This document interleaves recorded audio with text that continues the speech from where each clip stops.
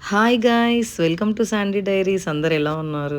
రోజు ఇదే వాయిస్ ఏమి వింటారులే అని చెప్పి ఒక 2 డేస్ గ్యాప్ తీసుకున్నా. ఎక్కువ గ్యాప్ తీసుకున్నా మళ్ళీ నన్ను మర్చిపోయే ఛాన్స్ ఉంటది కదా! అందుకని చెప్పి ఈరోజు ఒక మంచి వీడియోతో మీ ముందుకైతే వచ్చేసినా. చాలా అంటే చాలా సింపుల్. హార్డ్‌లీ ఒక 20 మినిట్స్‌లో అయిపోతది.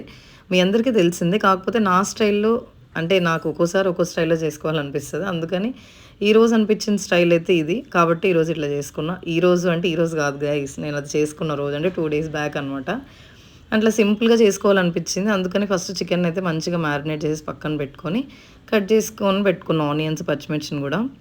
కొంచెం ఆయిలేసుకొని, ఒక మందంగా ఉన్న కడాయి పెట్టుకొని, ఆయిలేసుకొని, దాంట్లో కొంచెం షాజీరా, కరివేపాకు, పచ్చిమిర్చి, ఆ తర్వాత ఆనియన్స్ ఏసుకోండి. అంటే చికెన్ ఫ్రైస్‌కి మాత్రం ఇట్లా ఏస్తంటా నేను. నార్మల్‌గా అయితే ఫస్ట్ ఎర్రగడ్డలే ఏసేస్తా.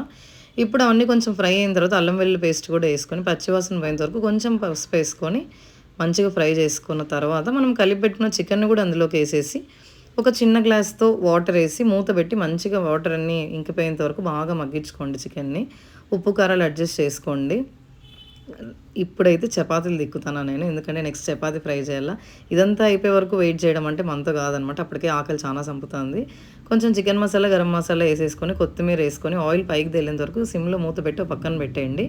ఇంకా రెడీ అయిపోయిన చపాతీలను కూడా కాల్చేసుకొని, ఇంకా నెక్స్ట్ తినేయడమే. ఇంక ఆలస్యం అనేది ఉండకూడదనమాట తిండి దగ్గర.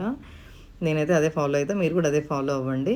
మన ఛానెల్‌ని అయితే ఖచ్చితంగా సబ్స్క్రైబ్ చేసుకోండి. పక్కనున్న బెల్ సింబల్‌ని క్లిక్ చేస్తే మన ఛానెల్‌లో వీడియోస్ అన్నీ మీ వరకు వచ్చేస్తాయి.